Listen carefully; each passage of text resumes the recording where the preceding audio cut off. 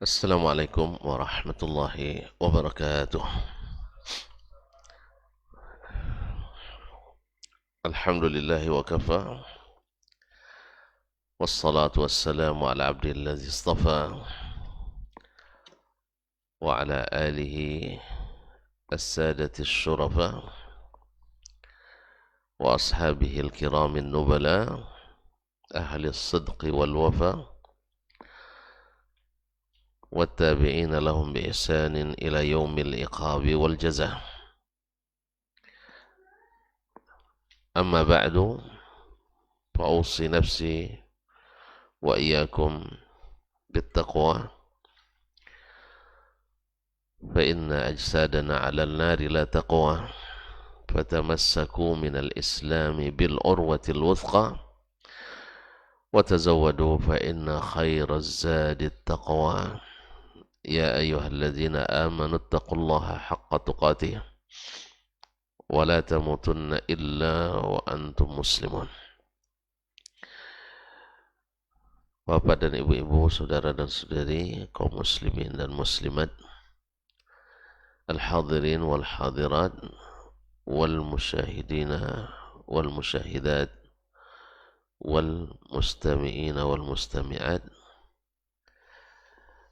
jemaah salat subuh di Masjid At-Taqwa Indo Sakinah wal Mawaddah, ataupun yang menyaksikan melalui media atau mendengarkan melalui 91,1 FM dimanapun berada. Alhamdulillah, Allah izinkan kita kembali bersua dalam satu majlis yang berharap kita kepada Allah menjadi majlis yang mengantarkan kita ke surga. Man salaka tariqan yaltamisu fihi ilman sahhalallahu bihi tariqan ilal jannah. Majelis yang mudah-mudahan menggugurkan segala dosa dan mendapatkan ampunan dari Allah yang Maha Kuasa. Oleh itu mari kita bersyukur kepadanya atas nikmat yang diberikannya. Mudah-mudahan syukur tersebut melahirkan nikmat-nikmat yang baru yang membuat kita senantiasa bersyukur pula kepadanya.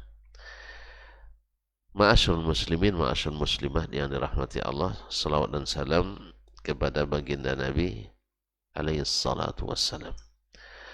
Mudah-mudahan salawat juga disampaikan kepada ahli baitnya, anak istri, cucu dan cicit serta zuriat keturunannya, para sahabat yang dulu setia berjihad bersamanya dalam menyampaikan dakwah kepada dunia. Alhamdulillah sampai pula ke negeri kita yang tercinta Indonesia ini. Mudah-mudahan selawat dan salam kita berbuah syafaat dan terkabulnya doa dan pinta kita. Karena kullu du'ain mahjub hatta yusalla ala Nabi sallallahu alaihi wasallam. Doa itu semuanya terhijab sampai kita berselawat kepada Nabi alaihi salatu wassalam. Bapak dan ibu kaum muslimin dan muslimat, saudara-saudari, ikhwan akhwat, melanjutkan kaji kita bersama Imam Al-Bukhari rahimahullah. Kita sampai pada bab yang ke-183. Berarti sudah 183 adab yang diajarkan atau disampaikan oleh Imam Al-Bukhari yang diwarisi dari Nabi dan para sahabat as-salafus salih. Mudah-mudahan dapat kita laksanakan dan kita kerjakan supaya ilmu itu dimanfaatkan. Qala rahimahullah ta'ala babu islahi dhatil bain. Bab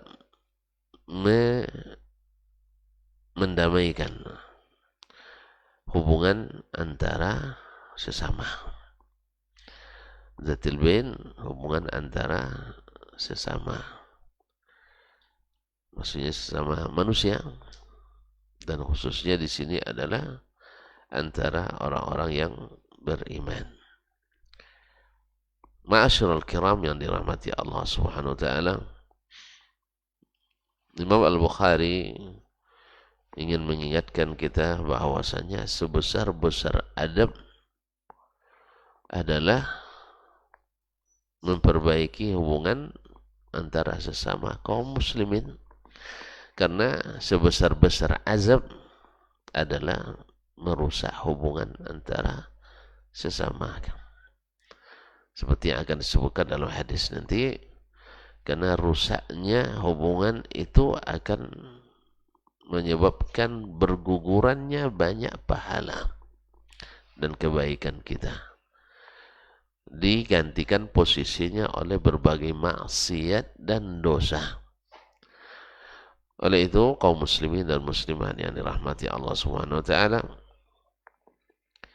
qala al-Imam Al-Bukhari rahimahullah, haddatsana Sadaqah, telah menceritakan kepada kami Sadaqah. Siapa Sadaqah ini? Sadaqah jariyah. Sadaqah Ibnul Fadl Al-Marwazi. Sadaqah Ibnul Fadl Al-Marwazi. Qala haddatsana Abu Muawiyah, telah menceritakan kepada kami Abu Muawiyah. Siapa Abu Muawiyah? Yang pegang buku? Tidak ada Abu Muawiyah. Siapa orangnya? Tidak sebut ya? Tidak ya, terjemah aja. Abu Muawiyah, karena mereka mengira antum tahu gitu, makanya tidak disebutkannya. Antum tahu? Tidak juga. Itu mau dikasih tahu. Abu Muawiyah adalah Muhammad ibn Khazim Ad-Darir. Muhammad ibn Khazim Ad-Darir awthaqu min awthaqi man rawa an Al-A'mash, termasuk orang yang riwayatnya dari Al-A'mash paling kuat. Yes. Ada para ulama yang bila meriwayatkan hadis dari A'mash riwayatnya kokoh. Di antaranya yang paling kuat adalah Abu Muawiyah Ad-Darir, yang disebut dengan namanya Abu Muawiyah Ad-Darir Muhammad ibn Khazim. Anil A'mash, dari Al-A'mash, Sulaiman ibn Mahran Al-Kahili Abu Muhammad Al-Kufi. Beliau adalah satu dari 6 tabi'in yang menjadi perpustakaan sanad. Di masa tabi'in ada 6 orang yang menjadi perpustakaan kebanyakan sanad hadis. Salah satunya adalah Al-A'mash. Yang 5-nya lagi masih lupa juga ya. Yakin saya lupa. Ya, makanya harus diulang-ulang terus. 1, Az-Zuhri di Madinah. 2, Amru ibn Dinar Al-Makki di Makkah. 3, Yahya ibn Ma'ali di Muarajalai. Salah. Yahya ibn Abi Kathir Al-Yamami di Basrah. Yang 4, Qatadah ibn Di'amah As-Saddusi juga di Basrah. Yang 5, Sulaiman ibn Mahran Al-A'mash Al-Kahili di Kufah. Itu rawi kita hari ini. Yang ke-6 adalah Abu Ishaq As-Sabi'i di Kufah. Bisa diulang? Segar nih. Nah, takut dibilang hafiz pula nanti. An Amri ibn Murrah, dari Amru ibn Murrah Al-Asadi. Ini rawi terkenal, thiqah. An Salim ibn Abil Ja'ad, dari Salim ibn Abil Ja'ad. An Ummi Darda, dari Ummi Ad-Darda. An Abi Darda, dari Abu Darda Uwaimir. An Nabi sallallahu alaihi wasallam, Abu Darda masyhur ya, Kalau tidak tahu antum pergi aja Masjid Abu Darda. Nah, tanya sama imamnya nanti. Itu Ani Nabi sallallahu alaihi wasallam, dari Nabi sallallahu alaihi wasallam, qala, dia berkata, ala unabbi'ukum bidarajatin afdala minas salati was-siyami was-sadaqah. Mau tak kalian aku beritahukan derajat yang lebih afdal dari salat, puasa, dan sedekah? Qalu bala.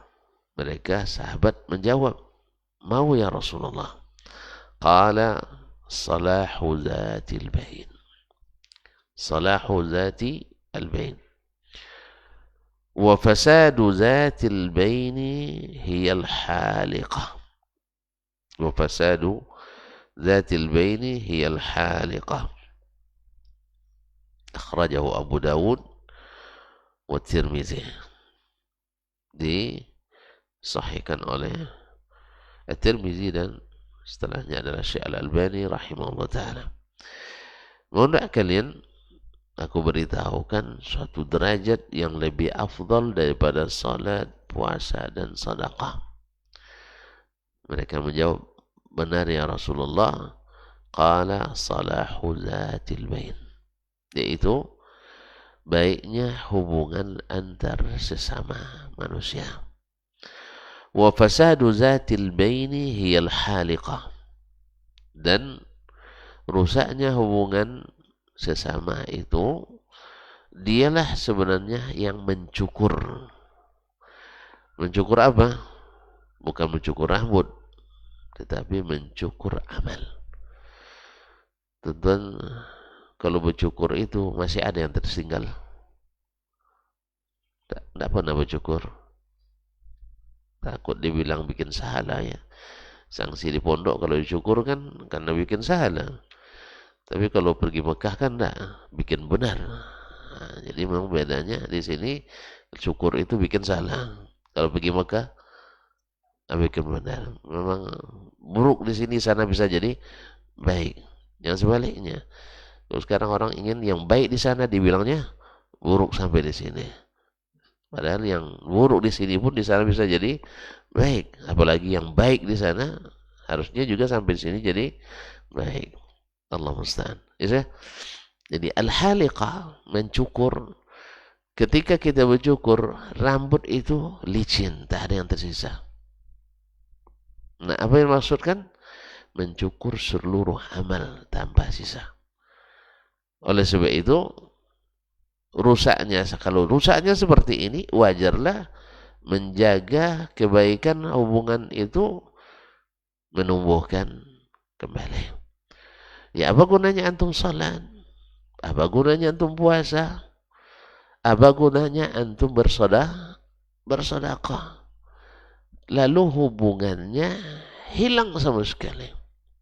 Lalu hubungannya rusak antara sesama, khususnya sesama keluarga saudara yang karib kerabat kita. Kan ini yang banyak di luar berdamai dengan orang, tapi di keluarga pada bercerai. Makanya kalau dalam hadis disebutkan prestasi terbesar dari syaitan itu adalah mencerai-beraikan kita. Terutama menceraikan antara suami dan istri. Ya, dipanggil setan kan melapor setiap hari itu kepada iblis, bosnya. Oh, saya sudah melakukan, tidak ada dosa kecuali dilakukan. Yang lain bilang saya begini-begini, sampai dia minum khamar, dia berzina. Semua dosa-dosa besar. Tapi ketika dia melapor, saya tidak biarkan dia hari ini kecuali dia bercerai dengan suami atau dengan istrinya. Baru dibilang, kamu yang sebenarnya sebaik-baik tentara. Ni'mal junta anta. Kamu adalah tentara terbaik yang bisa merusak hubungan. Makanya kaum muslimin dan muslimat dirahmati Allah, segala tindakan, segala perbuatan, segala kelakuan yang membuat rusak hubungan adalah selalu buruk. Apa contohnya yang membuat rusak hubungan? yang selalu bikin kita susah ketemu dengan orang? Utang. Masya Allah, bang tahu rupanya. Utang. Bukan utangnya itu. Utang itu tidak apa-apa sih. Justru peluang kebaikan. Sampai disebut qardun hasan. Ya Ustaz ya? Ya, qardun hasan. Utang itu kan baik. Cuman yang masalahnya ketika matlul ghani zulmun. Dia sanggup tapi tak mau. Sanggup tapi tak mau. Akhirnya rusak hubungan. Apalagi bang? Hah? Cuma utang aja bang. Ini banyak korban orang berutang. Nah, betul kalau orang utang payah, apalagi ketika meminta itu melas-melas dia. Tapi ketika membayar, yang pemberi hutang itu yang menangis-nangis dibuatnya. Nasallallahu alaihi wasallam. Ini merusak hubungan. Siapapun, sehebat apapun hati kita, tapi kalau orang tak bayar hutang sama kita, padahal dia sanggup, pasti akan rusak. Ada rasa tidak enak. Yes, ya? Maka kelakuan-kelakuan ini mencukur amal kita, merusak hubungan. Makanya harus dihindari. Apalagi selain utang. Kalau abang tuh hanya utang aja dia tahu. Yang lain. Su'udzan. Berburuk sangka. Antum kalau sudah berburuk sangka dengan seseorang, datang teleponnya. Nah, ini pasti utang lagi. Antum tidak mau angkat. Iya kan? Tidak mau angkat karena sudah curiga dari awal. Akhirnya apa yang terjadi?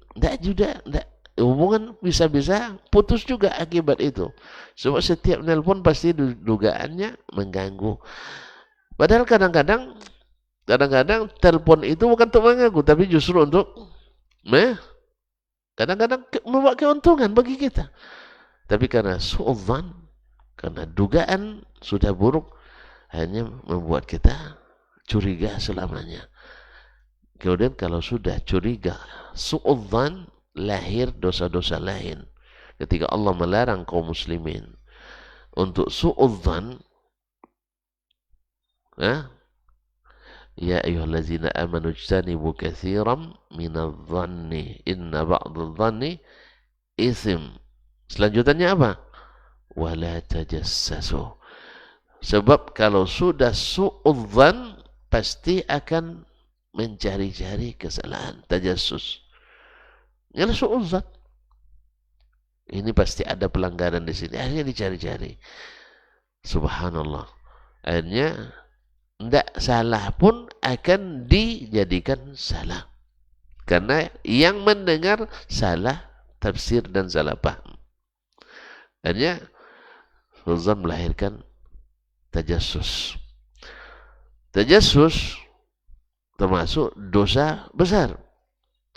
Dari tajassus ini lahir lagi dosa besar lainnya, yaitu ghibah. Wala yaghtab ba'dukum ba'dan. Kalau ghibah memperbaiki atau merusak? Ghibah perbaiki atau merusak? Pasti merusak. Sebab biasanya yang kita ghibah akan menghibah kita pula nampaknya. Nah, oleh itu kaum muslimin dan muslimat dirahmati Allah, sampai-sampai Allah permisalkan dengan memakan daging atau bangkai saudara sendiri. Kaum muslimin dan muslimat dirahmati Allah, merusak hubungan suami utang, termasuk utang ya. Subhanallah. Dalam hal ini ada kisah yang sangat menarik, yang sangat menakjubkan terjadi. Seperti yang diceritakan Syekh Abdurrahman Al-Mutawakkil, dia dengarkan dari seorang syekhnya, datang kepadanya seorang laki-laki menceritakan kasus yang dia alami sendiri, yaitu dia sedang punya uang itu mau dipakai, dipinjamkan oleh saudaranya, sudah kandungnya, dia minjam uang. Di saat uang itu mau dipakai, janjinya sebulan, ditelepon. Uh, abang, kalau karena orang Arab nggak tahu kita entah abang tuh ya. Akhi, mana uang yang kemarin? Apa dia bilang? Uang yang mana? Sebulan dah lupa dia bang. Sebulan. Tidak ada, saya tidak pernah minjam. Rushtaki. Pergilah ngadu kemana pun. Coba bayangkan. Sakit tak hatinya tuh? Hah? Kalau dia bilang begini aja, maaf ya, ya saya belum bisa bayar, itu udah sakit juga hati dibuatnya kan. Karena janjinya sebulan, saya nak pakai uang ini sebulan nanti, sekarang pakailah dulu. Tolong kembalikan sebulan. Apalagi dia bilang, saya tidak pernah ngambil duit. Mengadu-ngadu kemana pun. Ke langit pun ngadu tidak apa-apa. Ya sampai gitu. Akhirnya ngadulah ke maknya. Pergi ke maknya, mak, sebulan kemarin ngambil duit sama saya, tapi dia tidak mau.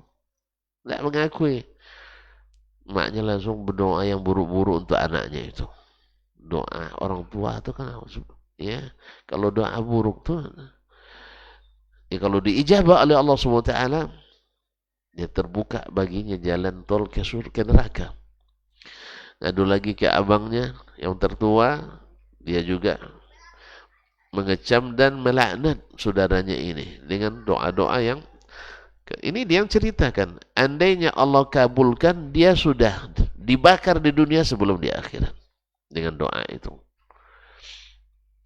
Lalu 3 hari setelah itu katanya, saya duduk di masjid mendengarkan kajian tentang keutamaan memaafkan. Karena yang begini ini kan, di antara caranya adalah dengan memaafkan. Lalu dia ketika itu mendengarkan keutamaan memaafkan, apalagi memaafkan saudara yang ini, ya, lalu dia terenyuh mendengarkan kajian itu. Lalu dia bilang, di mana solatku? Ternyata solat, puasa, sedekah, ya, itu tak ada berguna kalau hubungan rusak. Apa jalannya sekarang? Untuk menjaga supaya sholat saya tidak rusak, supaya puasa saya tidak hilang, supaya sedekah saya tidak dicukur.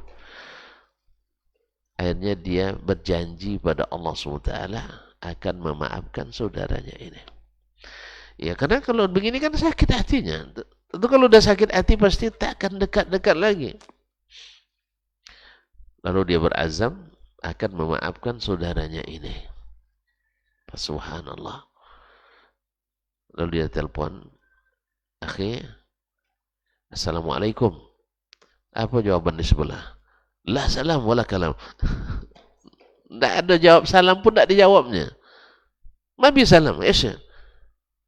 Mau minta uang lagi, utang. Tidak ada, saya tidak ada utang. Ngadu-ngadu kemana pun ke seluruh dunia, tidak apa-apa katanya. Dengarkan dulu. Saya tidak minta utang lagi. Justru saya akan umumkan di keluarga kita. Karena dia sudah tahu juga diadukan ke mak tadi kan. Tambah sakit, tambah runyam masalah. Karena sudah diketahui oleh keluarganya. Saya justru untuk mengumumkan ke keluarga kita bahwa kamu sudah bayar utang itu. Nanti besok malam kita berkumpul di rumah mak, rumah keluarga. Kita makan malam bersama. Di sana nanti akan kita bertemu. Kumpul keluarga. Datang nih memang. Datang. Lalu di depan keluarga dia umumkan, sesungguhnya saya ini syukuran karena saudaraku ini sudah membayar utangnya kepadaku, padahal belum. Tapi diumumkan untuk membersihkan nama baiknya yang tadi rusak. Karena sudah diadukan ke mak dan diadukan keluarga yang lain. Itu rusak tuh. Sebenarnya kan tidak perlu diadukan kan. Tapi karena sudah diadukan rusak jadinya. Makanya dia merasa berdosa. Apa kafaratnya? Maka dia berjanji pada Allah memaafkan. Karena dia sudah, kan merusak tuh bang. Saya berutang ke abang misalnya, awalnya kita berdua aja yang tahu. Lepas itu bang kasih tahu Ustaz, dah habis tahu ke kiai ini, dah habis tahu Pak Ali. Akhirnya Pak Ali mulai menengok saya. Ustaz apa nih katanya kan? Utang tak dibayar? Bayar. Tentu ketika saya tahu abang sudah menyebar begini, gara-gara tadi, tentu saya rusak juga perasaan saya. Akhirnya dia menembus itu dengan apa? Berjanji pada Allah untuk menyelamatkan salatnya, menyelamatkan puasanya, menyelamatkan sedekahnya, menyelamatkan amal yang lain supaya dia tidak cukur oleh itu dengan memaafkan saudara itu. Di depan keluarga yang tadi dia sudah bercerita tentang dia tidak mau bayar utang, dia umumkan utang sudah dibayar. Ibunya pun terharu dan mengusap-usap punggung anaknya. Barakallahu laka fi ya waladi, semoga Allah berkahimu. Dan seterusnya. Abangnya yang tadi juga minta maaf. Semuanya. Di waktu itu datang syaitan. Apa katanya? Hah? Permalukan dia sekarang. Bahwa dia belum bayar utang itu. Ada godaannya. Tapi lalu dia bilang, ya nafs, wahai hati, wahai jiwa, innaki ahadillah, kamu berjanji sama Allah. Ini janji dengan Allah, kau semua maafkannya. Alhamdulillah dia bilang, Paghalaba imani wasawisa syaitani. Alhamdulillah syaitan terkalahkan oleh iman saya waktu itu. Alhamdulillah kami selesai, lega semua keluarga, hubungan kembali baik. Nah, hubungan kembali normal. Nah, subhanallah, menjelang tidur saya sholat 2 rakaat katanya. Di dalam sujud, sunat dia, dalam sujud saya katakan, Allahumma inni bi'tuka mazlamati. Ya Allah, kezaliman saudaraku ini, kan kezaliman kan dituntut di akhirat. Nah, sekarang ya Allah, saya jual kepadamu. Dibeli mahal enggak sama Allah? Memaafkan itu. Mahal enggak di sisi Allah? Nah, antum nganggu-nganggu aja. Ada dalilnya. Nah, apa dalilnya? Allah mengatakan dalam surah Asy-Syura yang 40, "Faman afa wa aslaha fa ajruhu 'ala Allah." Siapa yang memaafkan untuk mendamaikan, nah islah, pahalanya menjadi tanggungan Allah. Di sini Allah tidak sebutkan pahalanya ini tidak, tapi ditanggung oleh Allah. Kalau Allah yang nanggung, maknanya apa? Besar apa kecil? Besar. Nggak ditentukan dengan jumlah tertentu. Makanya kalau nak cari pahala yang ada jumlah-jumlah tertentunya, antum jangan batasi. Kadang-kadang itulah ketika dengar fatwa misalnya membaca surah apa? Al-Kahfi hari Jumat, ternyata hadisnya dhaif, tinggal baca surah Al-Kahfi setiap hari, termasuk hari Jumat. Akhirnya kita kan memang suka yang seperti itu. Padahal pahala yang terbuka itu lebih besar daripada pahala yang ditentukan. Cuman kita ini suka yang seperti itu kan? Suka yang 40, ya, 20, sifat 20 misalnya. Padahal lebih banyak, lebih bagus. Yang berjanji ini yang maha memiliki, yang maha pemberi. Antum tahu enggak bahwasanya Allah SWT dunia dan seisinya ini di sisinya tidak sama dengan sebelah sayap lalat. Setengah sayap lalat. Berapa harganya sayap lalat, Ustaz? Hah? Tidak ada harga? Serius? Ya sih. Antum nggak tahu dong.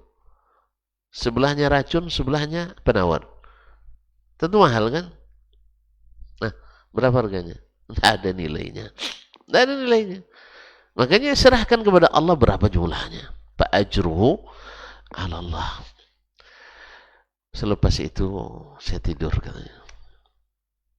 Dalam mimpi menjelang subuh, tiba-tiba pintu saya diketuk orang. Assalamualaikum. Waalaikumsalam. Manit tariq? Siapa yang ngetuk pintu malam-malam begini? Qala ana nabiyuka Muhammad sallallahu alaihi wasallam. Allahu akbar. Nabi datang kepadanya dalam mimpi. Masya Allah. Konten balasannya bang. Datang Nabi dalam mimpi. Ketika dia bilang ana nabiyuka Muhammad sallallahu alaihi wasallam, Nabi buka pintu lalu dia usap-usap. Tabarruk dengan Nabi kan boleh. Dia usap dan cium Nabi alaihi salatu wassalam. Lalu apa kata Nabi sallallahu alaihi wasallam? Dalam mimpinya itu, afawta an akhik. Engkau telah memaafkan saudaramu. Ana ukafi'uka fid dunya wa ajruka 'ala Allah fil akhirah. Sekarang saya nak berikan kamu hadiah di dunia dan nanti di akhirat pahalanya jadi tanggungan Allah. Lalu dia pegang tangan saya, dibawa pergi sampai kami ke Makkah umrah. Umrah bersama Rasulullah SAW dalam mimpi. Dan mimpi bertemu Nabi adalah hak. Mimpi bertemu Nabi adalah hak. Man ra'ani fil manam faqad ra'ani. Siapa yang melihatku di dalam mimpi, berarti dia benar-benar melihatku. Fa inna syaitana la yatamatsalu bih. Karena syaitan itu tak menyerupaiku. Lalu dibawanya tawaf. Dan di mana tawaf? Hah? Iya di mana? Di Ka'bah. Tidak boleh tawaf sembarang tawaf aja, nanti tawaf pula di pasar Useng nanti. Tidak ada pasar Useng lagi sekarang. Bukan tawaf itu, tawaf di Ka'bah. Tawaf itu khusus Ka'bah. Segala tawaf selain Ka'bah itu adalah non sunnah. Ya, ada yang tawaf di kuburan wali misalnya, berarti non sunnah. Itu kan tidak boleh bilang bid'ah kan, jadi bilang non sunnah. Jadi tawaf di Ka'bah. Habis itu sa'i antara Safa dan Marwah. Selesai itu Nabi lalu diusapnya lagi punggung saya. Barakallahu laka ya waladi. Semoga Allah memberkahimu wahai anakku. Lalu tiba-tiba berhenti mimpi dan dikumandangkan azan dari masjid sebelah. Dan saya terbangun bagi salat subuh. Allahu Akbar. Begitu besarnya pahala islahu zatil bain.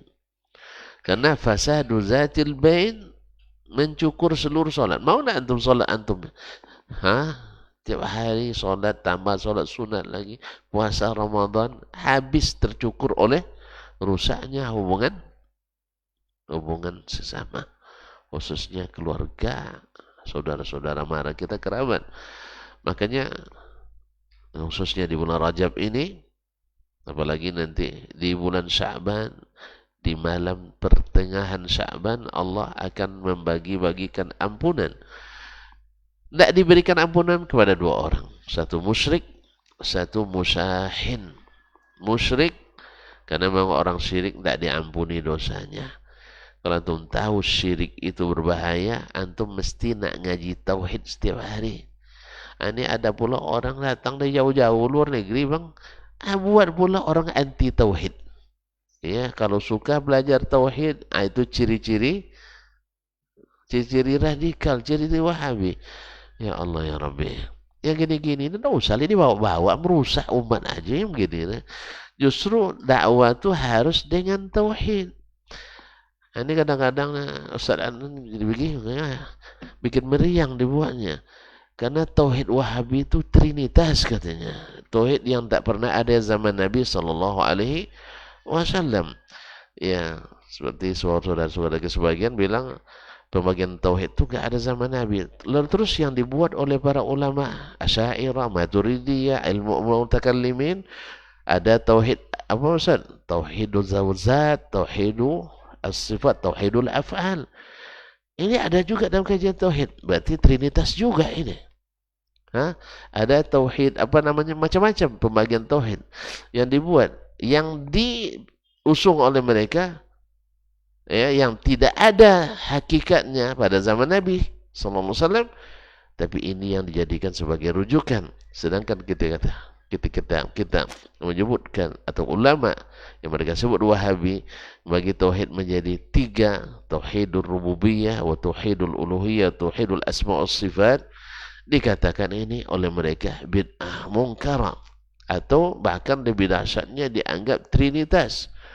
Ini kan mengafirkan ini takfiri, ini radikal seperti ini. Mengafirkan orang yang menurutkan Allah pada rububiyahnya, menurut Allah pada uluhiyah, menurutkan Allah pada asma dan sifatnya. Seolah-olah mereka tak pernah baca surah Al-Fatihah, atau dibaca tapi dilewatkan begitu saja. Bukankah di ayat pertama antum bilang alhamdulillahi rabbil alamin, nassan rububiyah. Tidak ada yang memiliki alam kecuali Allah Subhanahu wa taala. Ar-Rahmanir Rahim, yaitu Allah Maha Pengasih, Maha Penyayang. Berarti Allah punya nama dan sifat yang tidak serupa dengan sifat dan makhluk. Namanya bisa sama, tapi hakikatnya berbeda. Berarti mentauhidkan Allah dalam bab ini, bahwa walaupun semua punya sifat kasih sayang, tapi kasih sayang Allah berbeda dengan kasih sayang kita. Kemudian iyyaka na'budu wa iyyaka nasta'in, itu tauhidul uluhiyah, tauhid al-uluhiyah. Nah, ini bukan ini bukan bid'ah dan bukan trinitas, bukan membagi Tuhan itu jadi tiga: Tuhan Bapa, Tuhan Emak, Tuhan Anak, bukan. Tapi adalah bahwa menurutkan Allah dari tiga sisi. Tapi subhanallah, memang kalau wa ainur ridha an kulli aibin kalilatun wa ainus sukhti tubdil masawiyah. Kalau mata suka, cantik nampak semuanya, tertutup semua aib. Tapi kalau tidak suka, yang indah pun terasa jelek dan tidak bagus. Akhirnya lahirlah fitnah yang seperti yang dikatakan oleh lisan-lisan yang berdosa itu. Iya, karena pembagian, antum tidak mau bagi, tidak usah, tidak masalah. Tapi ini ada, mesti ada. Makanya umat Islam menerima sifat-sifat Allah. Orang-orang beriman menerima sifat-sifat Allah dengan penuh keimanan, tanpa pikir-pikir dulu. Sedangkan orang-orang ragu, diberitahu, dia bilang pikir-pikir dulu. Nah, mana yang lebih bagus? Orang yang langsung beriman atau pikir-pikir dulu? Allah terbicara tentang dirinya, saya begini. Antum bilang gimana? Pikir dulu. Sih? Nah, kok senyumnya senyum ragu jadinya? Allah bilang saya di atas. Antum bilang apa? Amanah, kami beriman. Tanpa ragu. Kalau orang yang bilang, oh tidak bisa begitu aja ya Allah, gitu kan? Berarti antum pikir-pikir dulu. Orang pikir-pikir dulu beriman atau ragu? Orang ragu. Berarti antum ragu, karena pikir dulu. Antum udah nikah belum? Sudah kan? Mau nikah lagi? Jawab. Ragu, pikir dulu, makanya tidak jadi. Nah, semua orang yang tidak jadi, biasanya mikir dulu.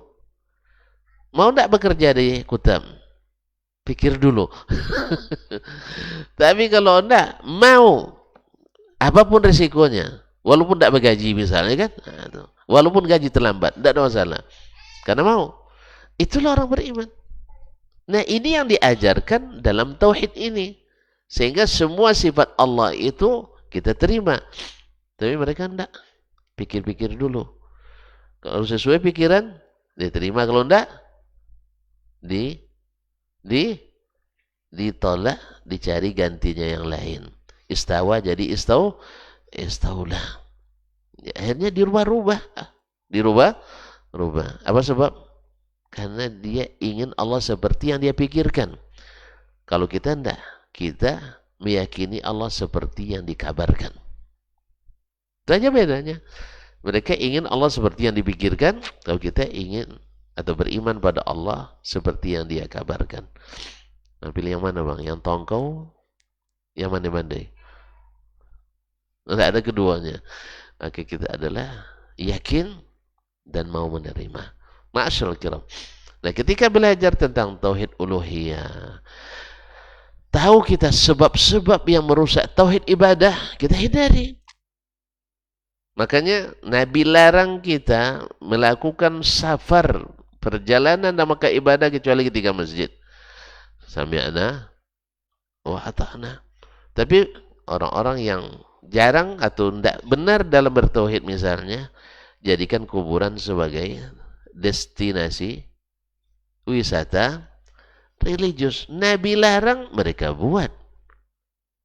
Akhirnya apa yang terjadi?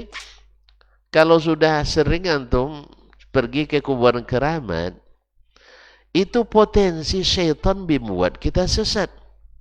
Wih, banyak cerita lagi tuh. Setelah pulang dari situ, hati saya lapang sekali katanya. Tapi pas nengok masjid tuh banyak Wahabi, sempit hati saya katanya. Akhirnya masjid dikosongkan, kuburan diramaikan. Maka yang seperti ini pastilah anti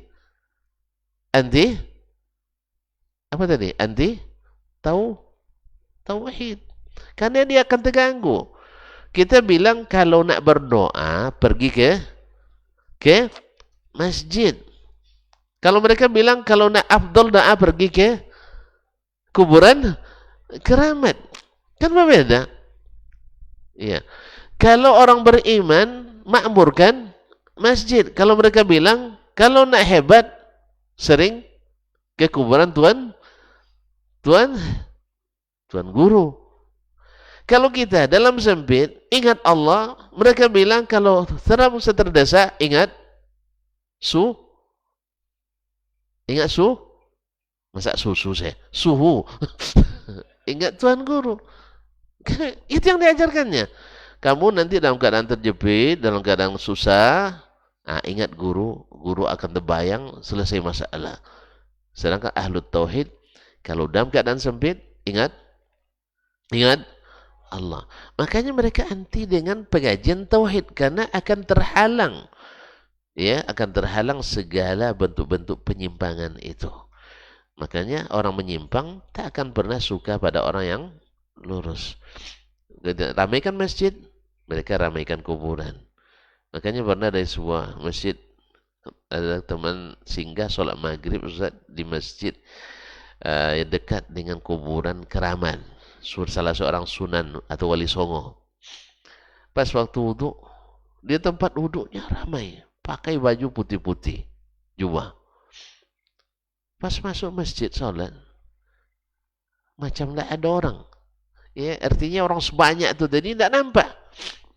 Saya jadi curiga katanya, jangan-jangan ini jin tadi yang banyak wudhu di tempat apa tadi. Selesai salat maghrib, rupanya kuburan yang ramai. Kuburan yang ramai. Entah apa yang dibuat di sana, yang jelas rupanya mereka menganggap di kubur itu lebih afdal baca Quran daripada di masjid. Di kubur itu lebih afdal berdoa daripada di masjid. Jelas kan? Jelas. Jadi mereka lebih mengharap doanya mustajab di kuburan keramat daripada di masjid karamah. Nah, makanya patutlah dia anti dengan pengajian tauhid karena akan terganggu. Ma'asyarul kiram dirahmati Allah. Terus antum membahas ini merusak hubungan. Ini kan merusak hubungannya. Ya sebab diingatkan. Nah, ini termasuk enggak al-haliqah ini? Mengingatkan orang seperti ini termasuk enggak mencukur amal kita? Masuk. Kalau masuk bertobat saya sekarang. Iya, mengingatkan orang supaya kalau nak doanya mustajab sering ke masjid, jangan ke kuburan. Lalu antum tersinggung karena sering ke kuburan.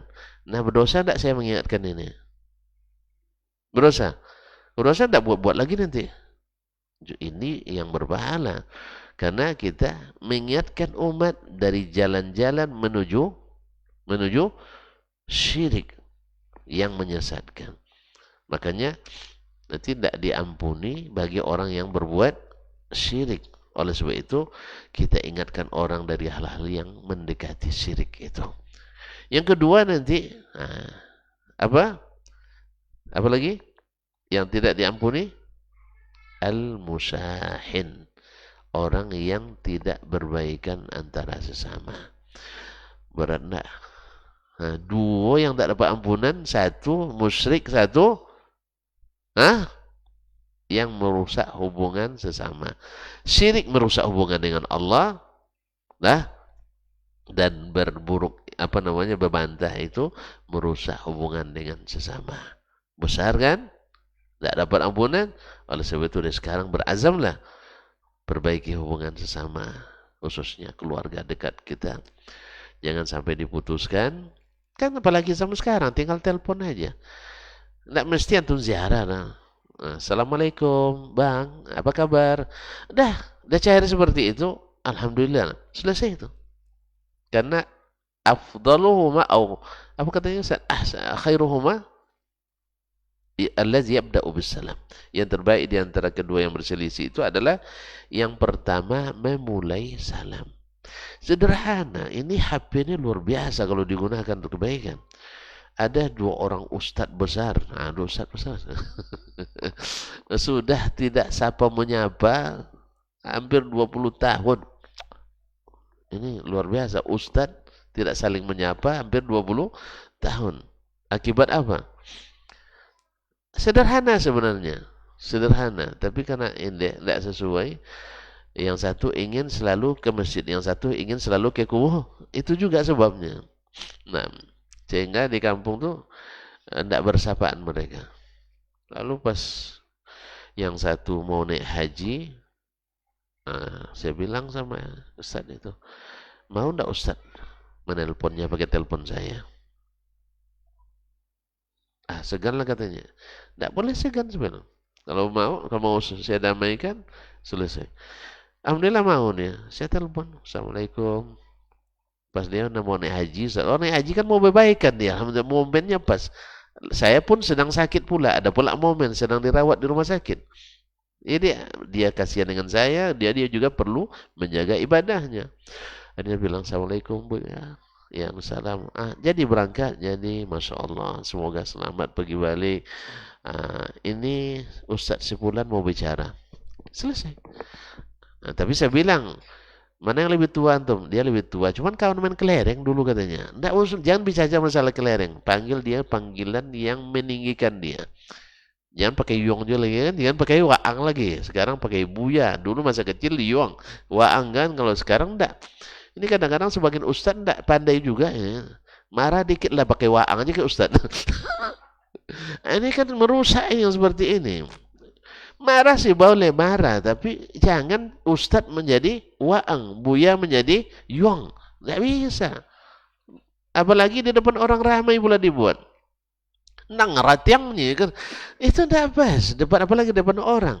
Makanya ada hal boleh ucapkan sesama dekat dengan kita, tidak ada masalah. Tapi ketika di depan umum, jangan gunakan kata-kata itu. Tersinggung tak antum? Saya bilang, yuang. Depan anak-anak kutab nanti. Tersinggung tak? Iya, depan aku tak panggil abah, ustadz, kiai, yang meninggikan. Nanti belakang cibir lah habis itu kan. Setelah berdua kalian nanti gimana? Pakai panggil lah. Gila lu katanya. Nah, kayak orang Betawi kan, enggak apa-apa. Tapi depan orang ini enggak, jangan. La ilaha illallah Muhammadur Rasulullah. Sampai kenapa gitu tadi? Apa ceritanya tadi? Panggil dia dengan panggilan. Antum cepat lupa sekali. Aneh yang belok-belok, antum yang pening. Panggil dia dengan panggilan yang ini. Assalamualaikum cu katanya. Alhamdulillah. Mulai sudah cair. Coba lihat. Habis itu, kan pulang haji nanti ada acara biasanya kan? Syukuran. Selama hampir 20 tahun tidak pernah diundang. Sekarang langsung. Fulan. Kamu udah pulang kan, nak syukuran, datang siap. Nah kan itu. Alhamdulillah datang. Tidak lama lepas itu pergi pula Ustaz ni ngantar anaknya sekolah ke Jawa, jumpa pula di airport. Salam sama Tok Acu. Nah kan dikasih duit. Selama ini kalau nampak dijauhi, sekarang dapat Anaknya 3 dapat duit tuh. Murah rezeki kalau damai-damai itu bang. Iya murah rezeki yang damai. Makanya jangan rusak hubungan. Rezeki dari Allah murah, sesama pun jadi murah. Tapi kalau tidak semua tercukur, pahala dicukur, rezeki pun tercukur juga. Oleh sebab itu tidak ada baiknya merusak hubungan seperti karena ini tidak termasuk adab yang sangat rendah. Ya, karena yang berkelahi gara-gara makanan tuh biasanya mohon maaf apa? Tuh yang makan rumput itu. Kita jangan lagi berkelahi gara-gara makan, jangan gara-gara minum, gara-gara jabatan, gara-gara kesempatan, jangan. Gara-gara jadwal masjid pun berkelahi. Karena saya ada diundang di situ, gimana masjid itu bisa dikosongkan? Ya Allah ya Rabbi. Sebanyak nih masjid. Saya pernah menjelang pulang dulu, ada sebagian kawan kan tidak setuju dengan cara kita berdakwah. Kadang gini aja lah saya bilang. Kita di Riau itu, penduduknya 6 juta lebih saya bilang. Antum ambil 6 juta lebihnya untuk saya, ada cukup tuh. Akhirnya dia tidak pulang ke sini juga. Dia pergi kemana-mana gitu. Akhirnya jangan ngurus 6 juta, ngurus 60 orang aja udah payah kita. Dapat hidayah 60 orang tangan kita, lumayan. Makanya antum jangan risau. Saya di masjid ini, masjid lain masih banyak belum orang belum ngaji itu. Yang risau enggak? Atau antum nak gantikan saya sini silakan, saya pindah ke masjid lain, enggak ada masalah. Ini enggak gara-gara jadwal saya di sini antum enggak dapat jadwal, dimusuhi saya gara-gara itu, jangan. Masjid banyak. Kalau kehabisan nanti masih kita buat masjid baru ini Ustaz Daik bikin masjidnya. Tolong dibantu, jangan dibiarkan. Insya Allah masjidnya tidak tanggung-tanggung. Masjid Abu Talha Al-Ansari. Yayasan Bayruha Taibah. Ini nama yayasan dah lama saya usul-usulkan, baru Ustaz Daik yang mau menerima usulan ini, Masya Allah. Cuma dirubah oleh kawan di pengurusan, yang saya usulkan Taibah jadi Taibah. Jadi gara-gara nahu berubah jadinya. Ini tidak semua bisa dinahukan karena kalimat Taibah walaupun maknanya sama tapi lebih enak didengar daripada di bab ini. Tapi tidak apa-apa. Ya mereka tidak konfirmasi dulu sebelum melakukannya. Ya karena seharusnya konfirmasi ke yang kasih nama. Nah, karena ada hal-hal ini. Jadi Bayruha Taibah. Jadi bukan Bayruha At-Taibah. Tapi sudah terlanjur tidak apa-apa. Nah, jadi kaum muslimin maksudnya kalau masjid kurang, tolong diselesaikan masjid ini. Siapapun yang mendengar, nanti Ustaz dikirim nomornya Ustaz. Banyak yang mungkin dari luar mau kasih juga ya Bang ya. Yang tak masalah, nak 1 miliar silahkan. Nah, 1.000 pun tak pasal. Nah, 1.000 pun tak pasal. Kalau insya Allah bersama kita bisa. Letaknya di mana Ustaz? Alamatnya di Jalan Semangka ya. Ya tidak jauh dari pesantren Ummul Qura. Masya Allah dekat-dekat dengan Ummul Qura dapat juga kebaikannya Ustaz ya. Tapi kalau dekat-dekat dengan yang bukan dapat juga imbasnya. Semoga Allah SWT selesaikan, mudahkan ya masjid ini dibangun sehingga menjadi salah satu pula menara ilmu, menara tauhid, menara iman di kota bertuah pekan baru ini. Wallahu taala alam. Ini belum selesai, tapi kita cukuplah sampai di sini dulu. Ya. Ya. Insyaallah kita sambung karena ada beberapa hal yang ingin saya sampaikan cuma karena waktu yang membatasi. Habis ini ada kegiatan di sini. Saya pun juga ada rapat sehari, gabungan 4 lembaga. Mudah-mudahan bisa dimudahkan semuanya. Amin ya rabbal alamin. Pokoknya intinya dari sekarang kita tidak boleh kelahi. Jelas? Hanya karena dunia. Hanya karena dunia. Tapi kalau memberi nasihat, membenarkan yang meluruskan bengkok, ya memberikan ilmu, itu memang harus. Kalau antum jangan baperan pula. Semua salah saya. Tidak semua kok, itu aja kok. Satu itu aja. Yang lain tambah lagi. Makanya usahakan berilmu dulu sebelum diamalkan. Jangan amalkan dulu baru cari ilmunya. Sekarang akhirnya kan terpaksa tambal sulam. Tambal sulam kokoh dia. Kan tidak kokoh dia. Tengoklah. Kalau antum bikin kubah masjid tambal sulam, antum bocor terus. Bikin atap tambal sulam, bocor. Baju tambal sulam, cepat juga robeknya. Iya kan? Kalau sebab itu, jangan tambal sulam. Ilmu dulu, baru amalkan.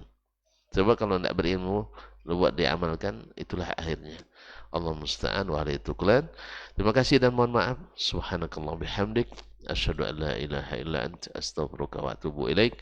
Wassalamualaikum warahmatullahi wabarakatuh. Majtama'a qaumun fi baitin min buyutillah yatluna kitab Allah wa yatadarasunahu fima bainahum illa nazalat alaihimus sakinah wa ghashiyatuhumur rahmah wa haffat bihimul malaikah wa dzakarahumullahu fiman indah. Tidaklah suatu kaum duduk di salah satu rumah Allah membaca ayat-ayat Allah dan sama-sama mempelajarinya kecuali turun kepada mereka as-sakinah, ketentraman dan kenyamanan. Wa ghasyiyatuhumur rahmah, dan mereka diliputi pula oleh rahmat, kasih sayang dari Allah Subhanahu wa taala. Wa haffat bihimul malaikah, dan mereka pun dikelilingi oleh para malaikat, karena malaikat suka majlis-majlis zikir dan ilmu. Wa dzakarahumullahu fiman indah, dan Allah akan banggakan sebut-sebut mereka di kalangan malaikat-malaikat yang ada di sisinya, di masyarakat atas. Mudah-mudahan kita termasuk yang sering disebut-sebut di sisi Allah di kalangan para malaikat, dan di akhir majlis ini mudah-mudahan kita pula mendapatkan seperti yang tersebut dalam hadis qudsi, qumu maghfuran lakum, silahkan berangkat meninggalkan majlis ini dalam keadaan diampuni dosa-dosa kalian.